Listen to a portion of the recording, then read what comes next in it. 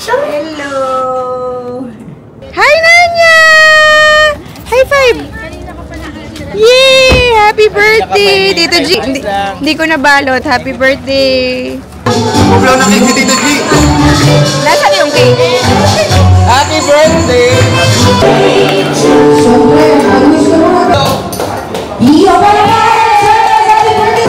Si Madam ang kasama ng attorney na.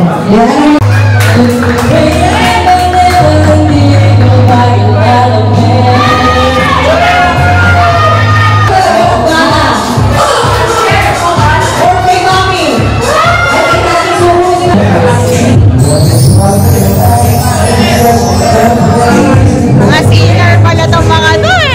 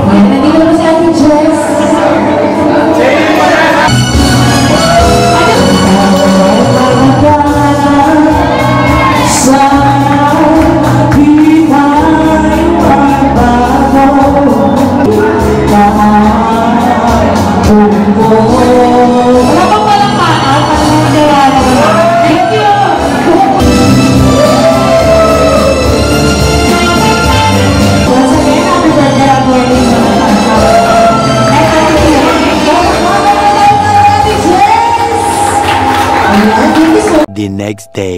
Hello! Ano tayong ano ngayon? Mabilis lang. Ongpin. Check tayo ng ano dun. Mga kung ano-anong jewelries. Kasi yan ang mga gusto ko ngayon jewelries. Mag-grab na lang kami. Tinanggal ko yung iba kong jewelry kasi nakatakot mag-commute lang tayo. Papasama lang ako kay Ate Beck. So, that's today's agenda. Pupunta tayo Ongpin para mag-check ng mga jewelries. Tignan natin kung meron ako mabili or wala. Namin yung Grab. Nandiyan na raw. Ayan na yata tayo. Di ba UST na ito? Pa-UST na ba tayo? Oo nga, tama ako. UST University of Santo Tomas. Parang kailan lang. Ay, bawal po. Nasa Eugene tayo for dinner. Yum, yum. Lagyan natin siya bigay. Dito na yung food ni Noxy. Tagal niyang iniintay ito. Fried rice. Try mo na. Tapos ito din.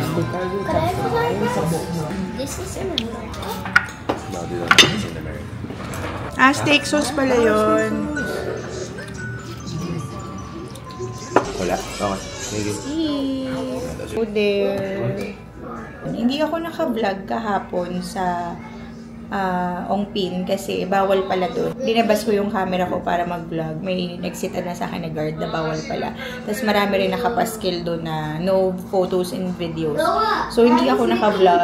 Pero anyway, nag-ikot lang kami ni Ate Beck doon. Wala naman akong planong bumili. Pero ang end up, nabili ko ito oh. Nabili ko tong ano na to, necklace na to. Ayan.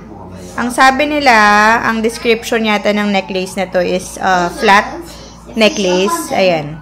Tapos, nakabili na rin ako ng isang cross na pendant with it. Pwede siyang isuot as is. Pwede rin siya na may pendant or wala. Hindi ko kasi yata napakita siya kahapon. So anyway, ayan yung nabili ko. Mahilig lang talaga ako sa gold, sa mga minimal na kahit hindi ko matanggal. Alam niyo yun, yung ganong klaseng jewelry, kahit hindi mo matanggal, okay lang. Kasi hindi naman siya magta-tarnish, kahit maligo ka with it, ganyan. Tapos it goes well with most of my jewelries. Like, ito yung isa kong Cartier na necklace.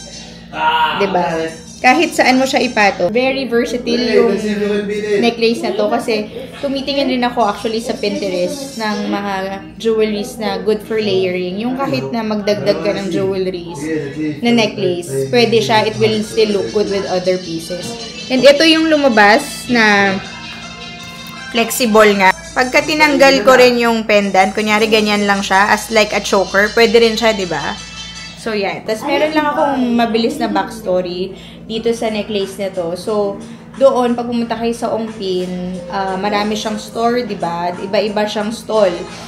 So, ang ginawa namin, umikot lang ako kasi wala naman talaga akong planong bumili ng specific item. Talagang nag-check lang ako. Gusto ko lang tumingin-tingin ng jewelries doon. Tapos, ang mga price per gram ng gold doon, parang nagbe-base sila sa 3,800 something to 3,900. Parang ganun yung per gram na rate ng gold.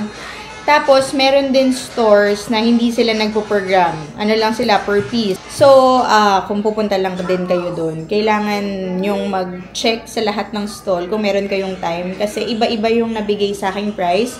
So, along the way yung tumitingin kami doon ng necklace or ng something to buy nga. Yung parang masusouvenir ko lang din sa akin na jewelry from Ongpin. Ito yung parang nagustuhan ko nga na design or na necklace. Gusto ko rin sana bumili ng something for the twins na screw yung pang-lock ng earrings kaso hindi ko gusto yung mga design ng screw nila. So anyway, ito yung nakita kong parang gusto ko siyang bilhin. Pero nagre-range siya. Iba-iba yung price niya per store. Nagre-range siya. Meron, and majority of the stores na same yung design is 9K, 9,500 binibigay sa akin.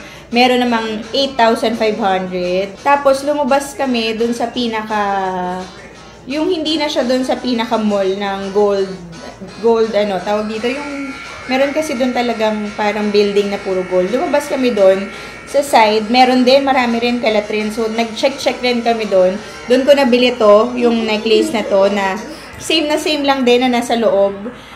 Per gram nila to binigay sa akin. Tapos, ang price na binigay sa akin is 6,700. Ito na yung pinaka-cheapest ng ganitong klaseng necklace. Tapos, yung pendant, yung binigay naman nila sa akin is 1,900.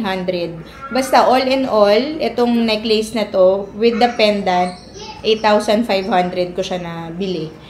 Yung iba, as is lang, necklace lang talaga, 8,500 pag nasa loob. Pero yung nasa labas, mas mura yung nasa labas pala. So, kung may extra time kayo, tumingin dun sa labas nung gold jewelry, yung building talaga mismo. Mas mura pala sila doon.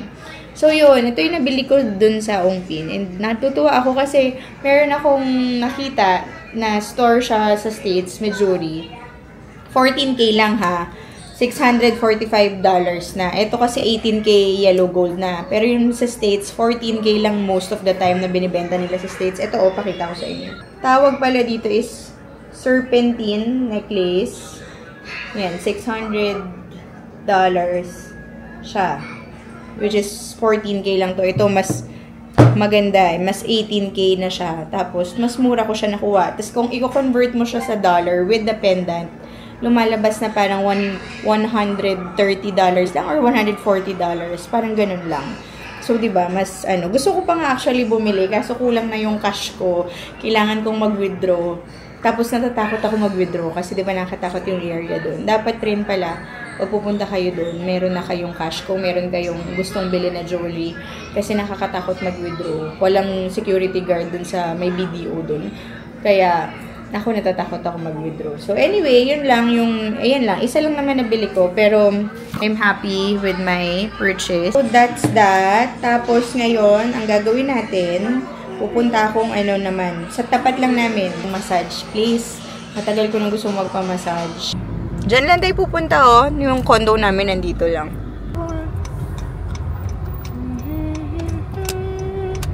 Ayun, may parking. Buti may parking. Ayan, oh. Diyan tayo pupunta sa Yuan Spa. Meron din ditong isa pa, Glow Zone. Pero walang body scrub dyan sa Glow Zone. Hinahanap ko yung case ng ng camera, yung DJI case. Nandito kasi. Tingnan nyo. Ang aking nahagilap dito. Oh, nandito pa to yung ako for Mederma.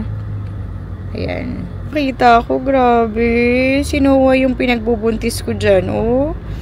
Parang 6 months pregnant yata ako with Noah dyan. Tapos, alam nyo bang may storya to? Ang dumi ng pa ako, hindi nila na-edit. Kasi napaka madumi sa set.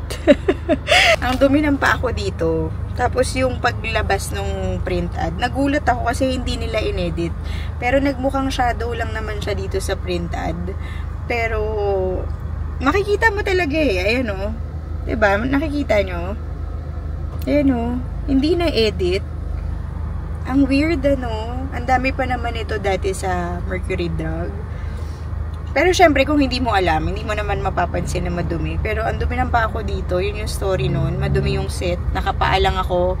Syempre, pictorial. Hindi ako naka-slippers kasi ganito nga yung ano niya, yung peg nung nung picture. Underwear lang yung suot ko dito, tas hindi ako naka-slippers. So, dumi-dumi ng paa ko.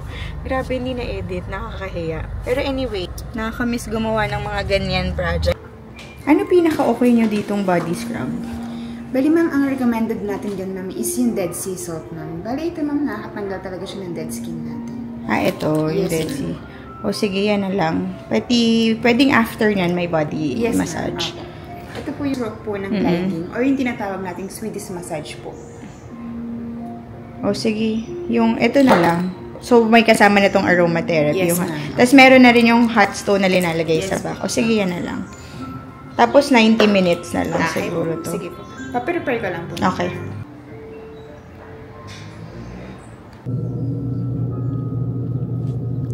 Let's do this. Hello! Ayun, ang sarap ng massage ko. Alam nyo, nagpa-ano rin ako. Dead Sea Salt body scrub. Tapos, 1.5 hour massage. Tapos, after ko magpa-body scrub, tingnan nyo. Kasi di ba nagbatangas kami? Ayan o. Pipilo. Nagpipil yung sunburn ko. Sa ano kami ngayon? Sa baba lang yung spa. Dun sa Zensho. Parang ano to eh. Japanese ulit. Fried rice? Yeah, and steak.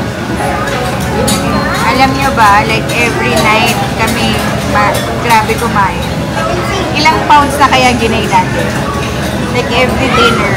Sinusulit na kasi namin eh. So, kumakain na kami sa mga gusto namin yung restaurant. Tapos ito, dapat ngayon, Mr. Kebab kami. Happy birthday! Eh, si Nox, mahilig na siya sa ano eh, sa fried rice. So, siya may request dito sa Zensho. Dito nga yung may mango. Oo. Ito may mango yung ano May nila. mango yung ano nila. Let's eat. Oh, wow. Ang laki ng ano pala nila dito, kani salad. Hanap tayo ng dessert naman. Ice cream! Hello! It's big cake! Ayan, naghahanap lang kami ng makakainan. I mean, ng ano naman, dessert. Grabe, tatakaw. Subukan natin I dito. want ice monkey! Ice monkey, pati crepe talk. Cafe. Ano kami? Saan tayo? Crepe talk or ito, ice monkey? Ice monkey na lang. Brownie fudge. They have... Try cookies and cream. I would try Merong brownie fudge. May cookies and cream. Ano gusto niyo? What's that one? Ay, ano daw to, ate? Ito. Ayan, cookies and cream na lang. Mukhang masarap. Ang binili namin is cookies and cream. Ang sarap po. I own this one. Yummy. Ay, thank you po. Salamat. Isang Belgian waffle. Oh, Starbucks naman kami next stop. Grabe. No oras na hindi pa nagtatrabaho. Chocolate syrup.